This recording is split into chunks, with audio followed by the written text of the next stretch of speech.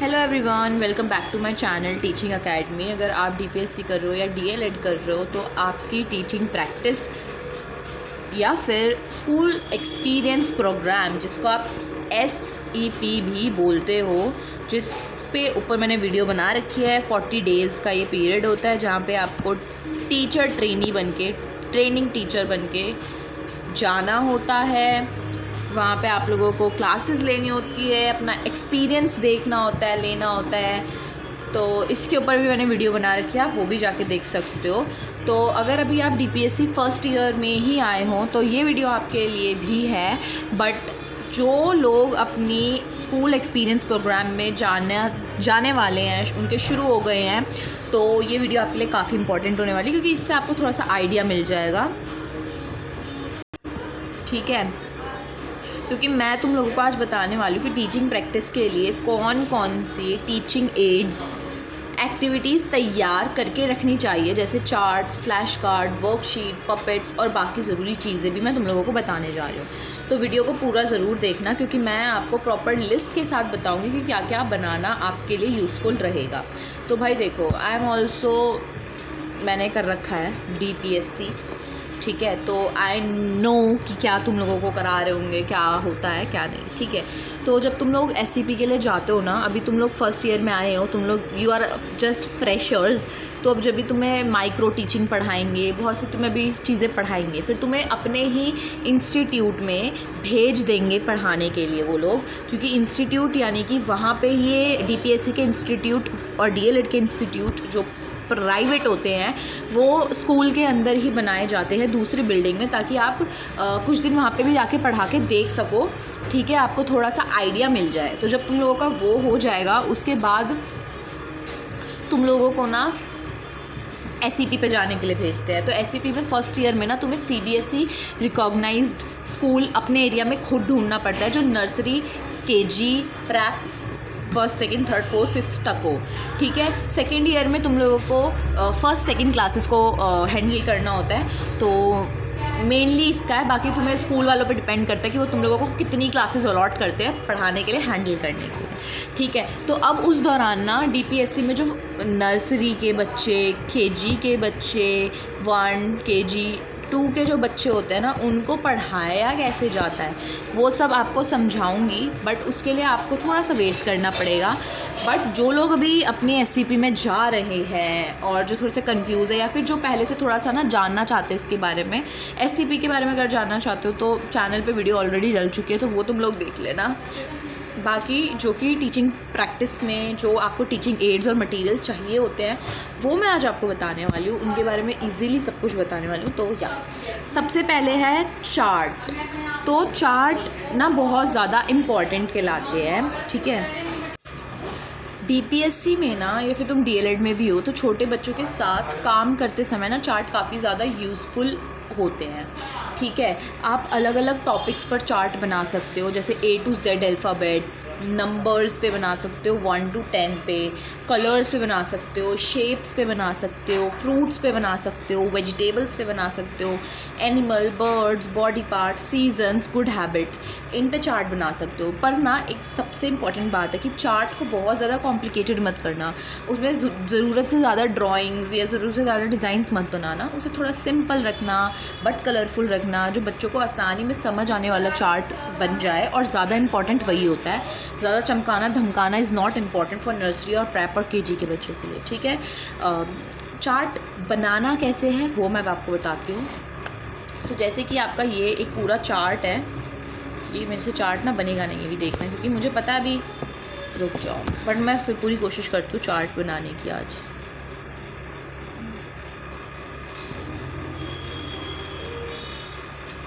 ये देखो, सही कर रहे हो ना। चार्ट थोड़ा सा ऐसे होता है, बट कोई बात नहीं, हम ऐसे बना लेते हैं। आपका जो एक होती है आपकी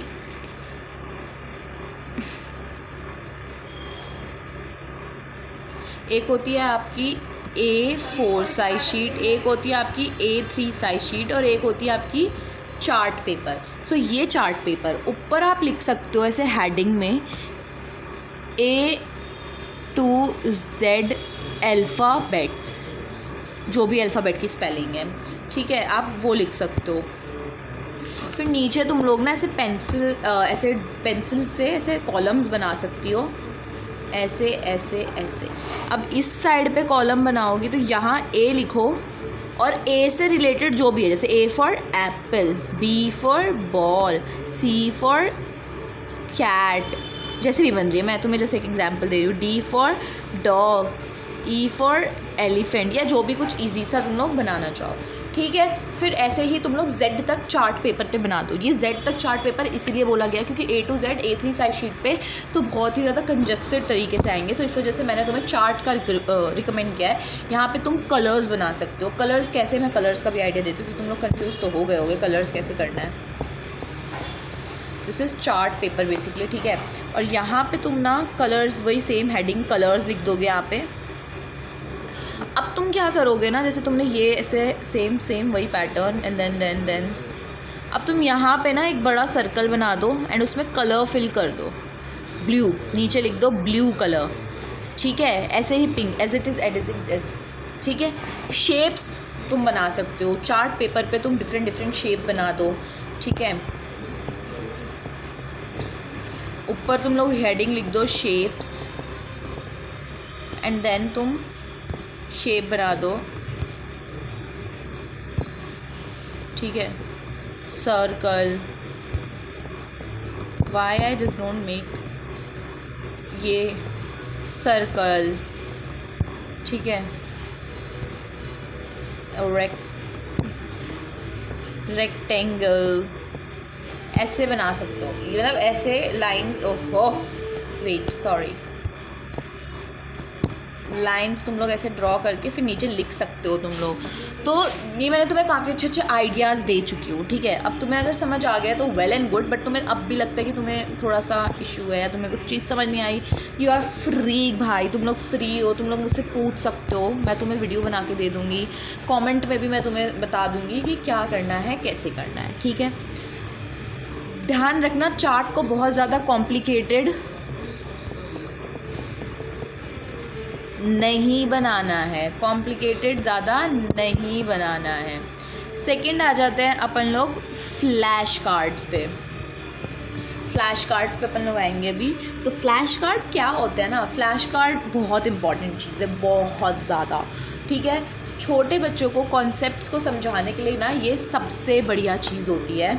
आप कैसे बना सकते हो वो मैं बताऊंगी, किस किस चीज़ के बना सकते हो। देखो, अल्फ़ाबेट्स के बना सकते हो, नंबर के बना सकते हो, colours, shape, animal, fruit, vegetables और एक्शन या वोकैबुलरी भी बना सकते हो, ठीक है। बहुत सारे टॉपिक है। जैसे तुम ग्रामर कवर करा रहे हो तो तुम ग्रामर में भी कोई टॉपिक करा रहे हो ना, तुम उसके भी फ्लैश कार्ड तैयार कर सकते हो, ठीक है। करना कैसे है, फ्लैश कार्ड बनते कैसे हैं वो सबसे पहले बता देती हूँ मैं। देखो, फ्लैश कार्ड बनाने के लिए तुम लोगों को ना सिंपल एक कार्डबोर्ड लेना होगा, ठीक है। एक मिनट,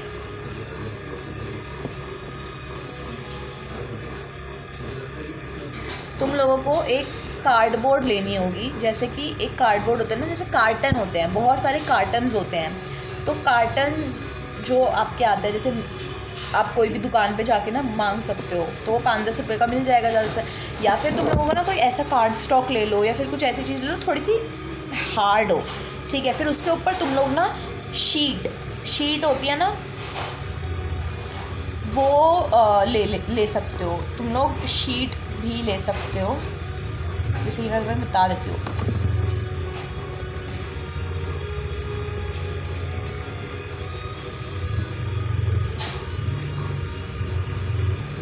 तुम लोग शीट उसके ऊपर पेस्ट कर दोगे। मैं इस पर कलर कर रही हूँ, आई होप तुम्हें समझ आ जाएगा, ठीक है। ये तुमने यहाँ पे ना इस पर ये जैसे तुमने कवर कर दिया है पूरा उसको शीट से। कार्डबोर्ड जो तुम्हारा कार्टन था उसको स्क्वायर शेप में काटा तुमने, ना तो ज़्यादा बड़ा रखना है ना बिल्कुल छोटा रखना है, मीडियम से भी छोटा रखना है पर छोटे से भी छोटा नहीं रखना, समझ आई। जो छोटा वाला स्केल होता है ना उससे आप नाप के, जैसे छोटे वाले स्केल से आप नाप के, जैसे एक सेकेंड यार, ये सब ना हर टाइम में चेंज करना पड़ेगा ये मुझे। अब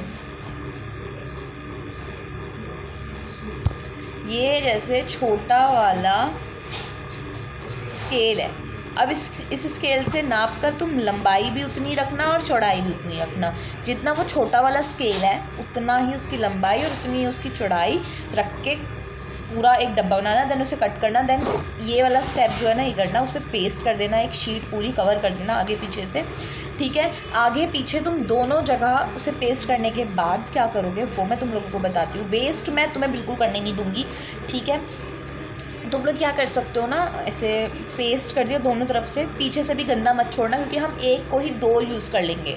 अब ये ज़रूरी नहीं है कि तुम हर चीज़ का अलग अलग बनाओगे, तुम 4 टॉपिक पे कोई बना लो, ठीक है। तो जैसे हम A to Z और काउंटिंग का बना रहे हैं, तो सबसे पहले अब यहाँ पे हल्का सा बॉर्डर बना दो। बॉर्डर के लिए तुम क्या करो, ब्लैक वाली शीट से ना ऐसे बॉर्डर बना दो, चिपका दो ब्लैक वाली शीट को यहाँ पे से पूरा, तो थोड़ा अट्रैक्टिव बॉर्डर बन जाता है ना। ऐसे मैं तो तुम्हें एक आइडिया दे रही हूँ भाई, ठीक है।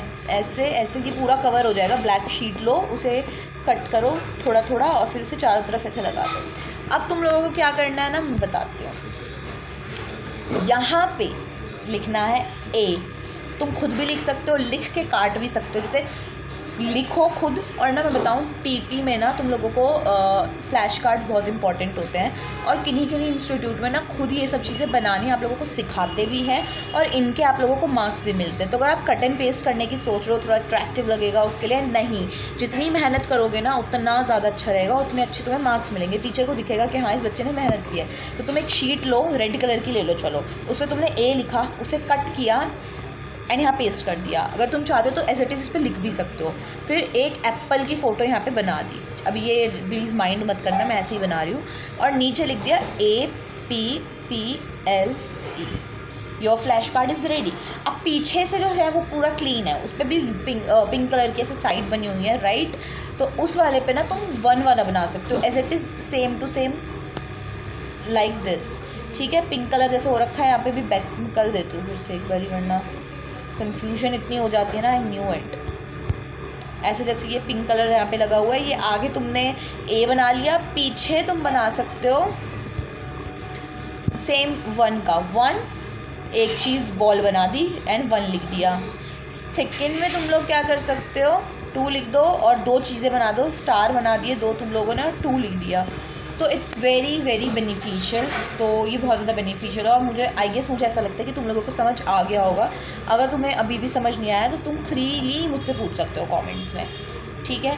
थर्ड हम बात करेंगे, एक चीज़ और फ्लैश कार्ड के बताऊंगी कि जब तुम फ्लैश कार्ड बनाते समय ना कोशिश करना कि कार्ड पर एक ही क्लियर कॉन्सेप्ट हो, पिक्चर बड़ी और आसानी से पहचान में आने वाली हो। मतलब कुछ कंजस्टेड मत कर देना, बहुत सुंदर क्लीन बनाना, ज़्यादा डेकोरेशन वगैरह भी मत करना क्योंकि बच्चों के लिए तुम कर रहे हो, ठीक है। बच्चों को समझ आ जाए बड़ी बात होती है।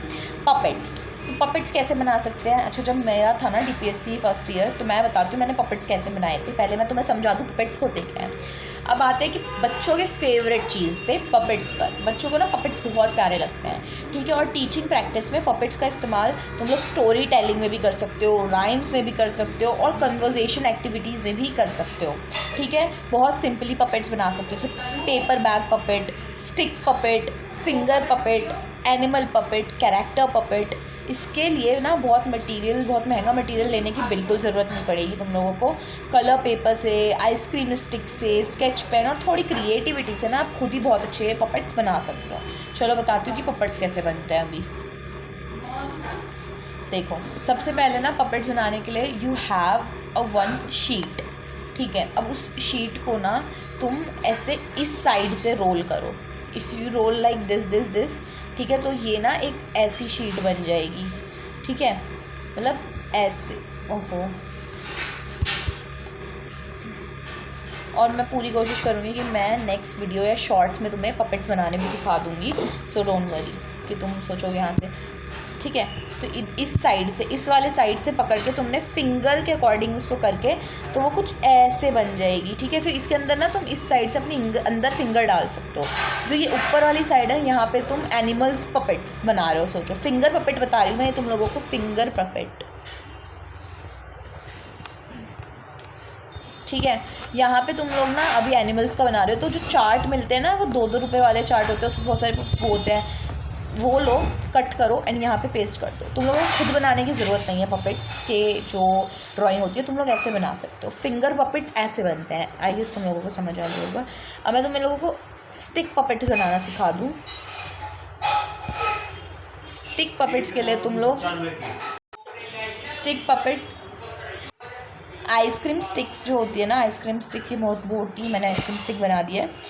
जो आइसक्रीम स्टिक होती है उस आइसक्रीम स्टिक ले लो, उस पर पेंट कर दो वाटर कलर से, ऊपर सेम तुम कोई भी पिक्चर चिपका सकते हो, ठीक है।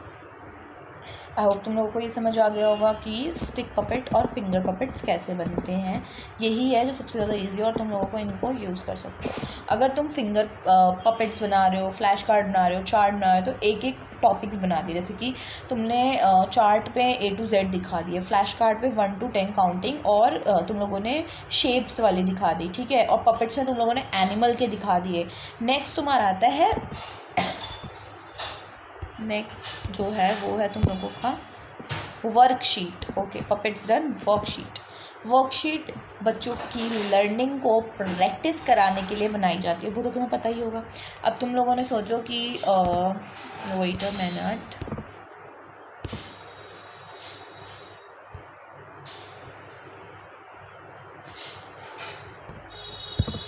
दिस इज़ अ बोर्ड, ठीक है।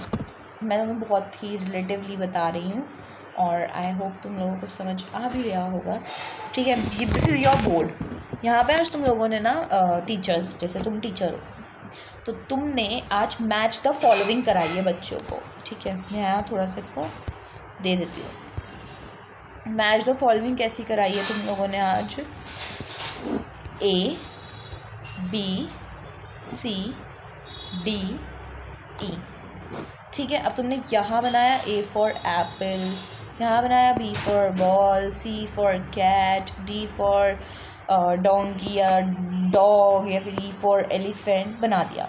अब तुमने बच्चों को बोला करो, बच्चों ने यहाँ पे तो बता दिया कि ma'am A for apple, B for ball, C for cat, D for dog and E for animal, sorry E for animal कह रही हूँ, E for elephant.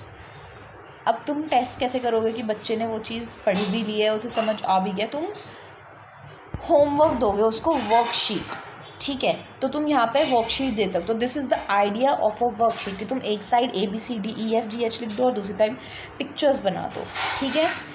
Circle the correct picture तुम करा सकते हो। कलर द ऑब्जेक्ट, तुमने Apple बना दिया, अब तुम उसमें कलर करने के लिए दे दो, ठीक है। ट्रेस द अल्फ़ाबेट, तुमने ऐसे ऐसे डॉट्स बना दिए हैं, बच्चे को इसको ट्रेस करके A बनाना है, like that. Count and match, identify the shape, join the dots, जैसे कि स्टार बनाना है तो डॉट डॉट डॉट डॉट ऐसे समथिंग, तो बच्चे ने ऐसे डॉट डॉट करके स्टार बना दिया, ठीक है। पर ना ध्यान रखना कि बच्चे की जो वर्कशीट तुम बनाओगे वो एज और लेवल के अकॉर्डिंग होनी चाहिए।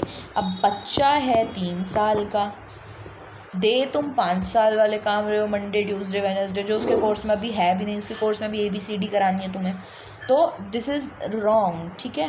ये मैंने आज तुम्हें UCC में भी पढ़ा है कि अगर टीचर को चाइल्ड डेवलपमेंट के बारे में पता होगा तो वो उसे समझेगी, बच्चे को उसके अकॉर्डिंग उसे काम देगी, उससे ज़्यादा एक्सपेक्टेशन, उसके लेवल की एक्सपेक्टेशन रखेगी, मंडे ट्यूसडे वाली एक्सपेक्टेशन नहीं रखेगी, ठीक है।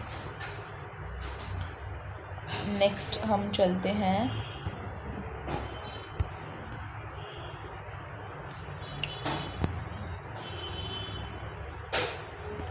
वर्कशीट भी हमारी हो गई है, पर हाँ बहुत ज़्यादा डिफ़िकल्ट वर्कशीट भी नहीं बनाने की ज़रूरत है, बहुत ही इजी और बच्चे के अकॉर्डिंग वर्कशीट बनाना। पार्ट 5 जो अभी हमारा है, एक्टिविटी मटेरियल। एक्टिविटी मटेरियल जो है वो मैं बता देती हूँ क्या है, कैसा है। जो तुम्हारी एक्टिविटी मटेरियल्स होने वाली है ना, अच्छा मेरे पास वाइट वो मैंने ले रखी है, ये क्या होती है, ये जो 4 चीज़ है ना, इनके अलावा तुम और क्या क्या कर सकते हो वो बता देती हूँ। इसके अलावा तुम एक्टिविटी मटेरियल्स भी रेडी रख सकते हो, जैसे sorting activities, matching card, counting object, shape puzzles, colour sorting, picture sequencing cards, story sequencing card, इन सब एक्टिविटी का पर्पस सिर्फ बच्चों को बिजी रखना तो नहीं होता, इनके थ्रू बच्चों की कॉग्निटिव, लैंग्वेज, मोटर और सोशल स्किल को भी डेवलप करने में मदद मिलती है। अब जो मैंने तुम्हें ये एक्टिविटीज़ बताई है, मैं इनको भी एक्सप्लेन कर रही हूँ साथ के साथ जाकर, क्योंकि मुझे पता है फर्स्टली बहुत ज़्यादा कन्फ्यूजन हो जाती है, हमें समझ नहीं आता है, तो मैं तुम लोगों को बता देती हूँ।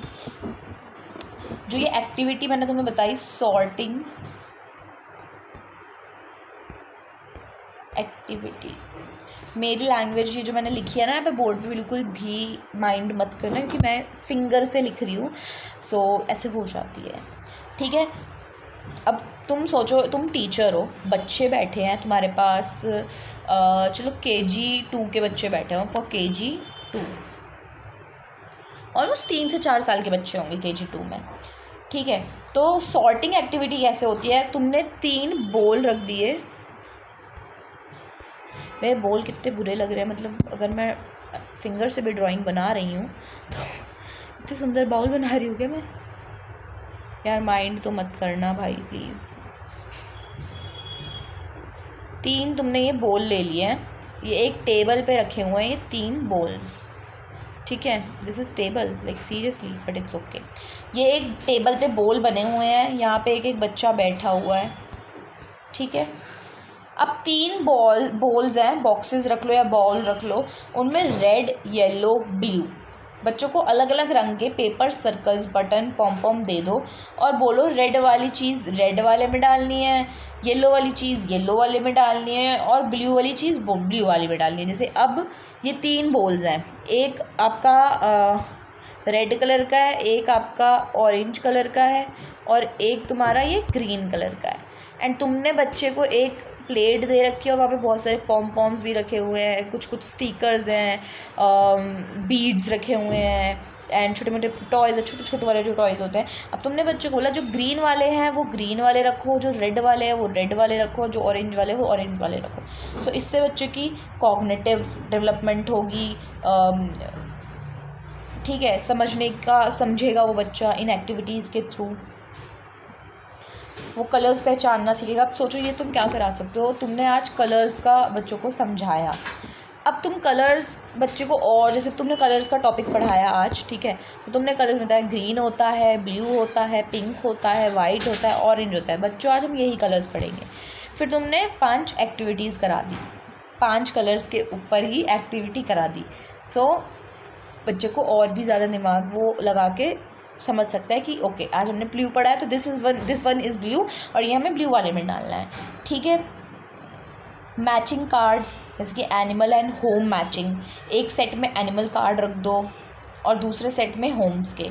डॉग इस वाले में रहता है, बर्ड नेस्ट में रहती है, रैबिट बुरो में रहता है। बच्चे को कार्ड देकर बोलो can you find the home of the bird, बच्चा सही पेयर बनाएगा और आइडिया जैसे एनिमल और उनके फूल, ऑब्जेक्ट और उनके colour, capital letter, small letter. So इन सब चीज़ों से बच्चे का दिमाग बहुत ज़्यादा चलता है, वो और भी अच्छे से समझ पाता है, ठीक है। अब हमारा जो नेक्स्ट टॉपिक है वो है story and rhyme material. Teaching practice में राइम और स्टोरी टेलिंग बहुत बहुत बहुत बहुत इम्पॉर्टेंट है। ये कराने के लिए तुम्हारे पास बहुत ज़्यादा कॉन्फिडेंस भी होनी चाहिए, बच्चों को हैंडल करना है पहले, फिर उन्हें ये सब चीज़ें।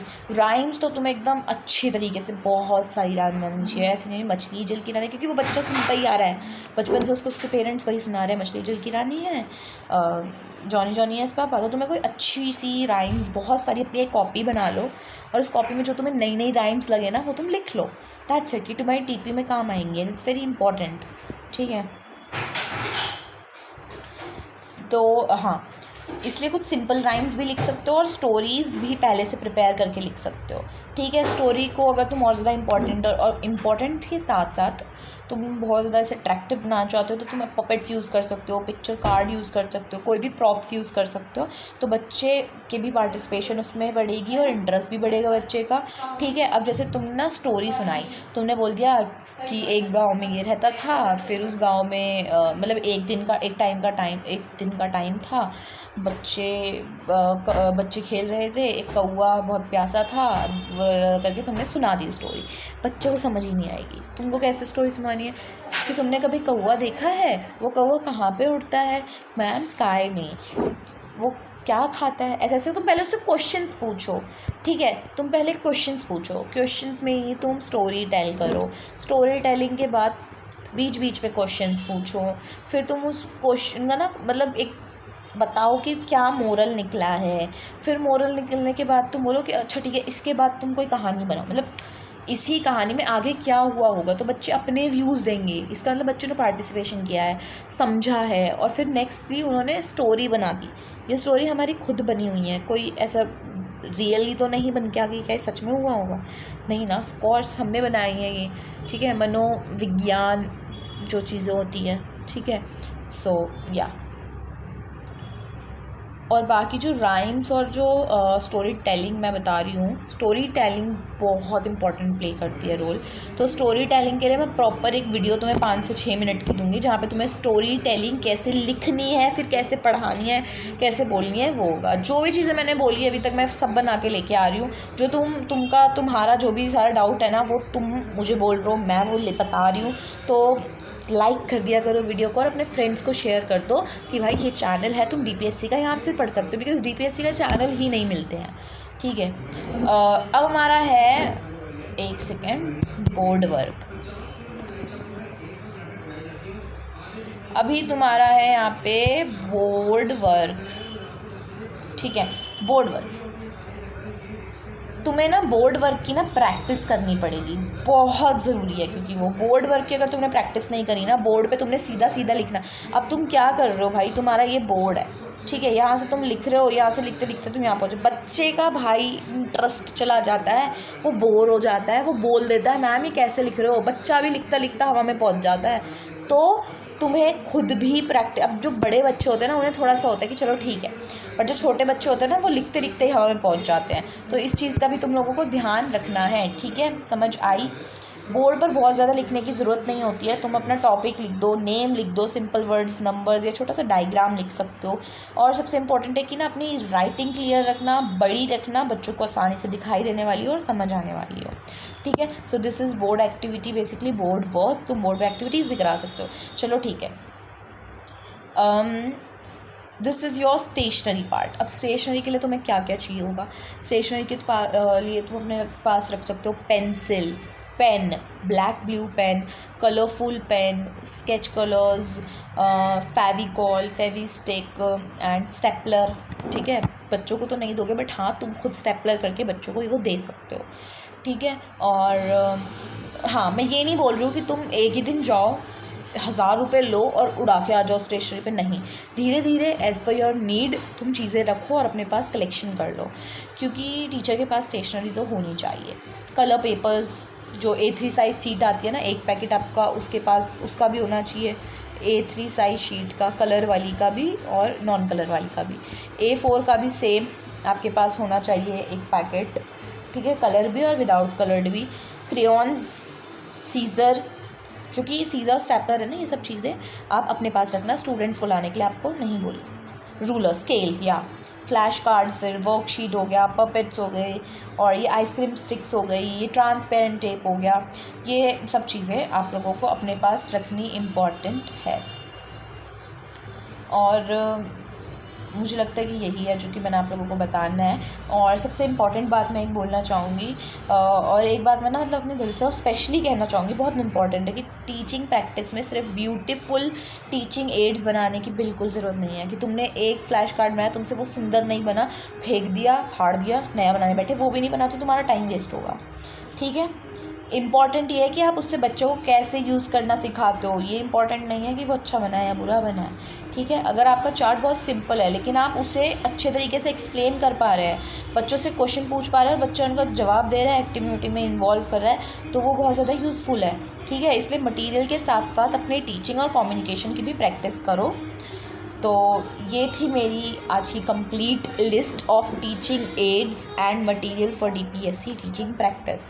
अगर आप DPSC कर रहे हो और चाहते हो कि मैं अगली वीडियो में आपको कंप्लीट टीचिंग चीज़ें बताऊं, या फिर आपको कोई और टॉपिक है जिस पर आपको वीडियो चाहिए, तो वो आप कमेंट करके बता देना।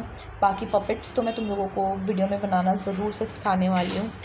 फ्लैश कार्ड्स भी बनाना मैं बताऊँगी तुम लोगों को, ठीक है। तो अगर वीडियो हेल्पफुल लगी हो तो लाइक कर देना भाई, तुम लोग लाइक नहीं करते हो, प्लीज़ लाइक कर दो और अपने फ्रेंड्स को शेयर करो और मेरे चैनल को सब्सक्राइब कर दो, क्योंकि ऐसे ही DPSC से टीचर रिलेटेड कंटेंट मैं तुम्हारे लिए लेकर आऊँगी आने वाले टाइम पे। जो DPSC तुम लोग कर लोगे, CTET से रिलेटेड चीज़ें, DEET+B से रिलेटेड चीज़ें, B.Ed से रिलेटेड चीज़ें, वो सब मैं तुम लोगों के लिए लेकर आऊँगी। तो मेरे चैनल को सब्सक्राइब कर दो भाई, लाइक कर दिया करो वीडियो को और सब्सक्राइब कर दो मेरे चैनल को और शेयर भी कर दिया करो। Thank you so much for watching, bye bye.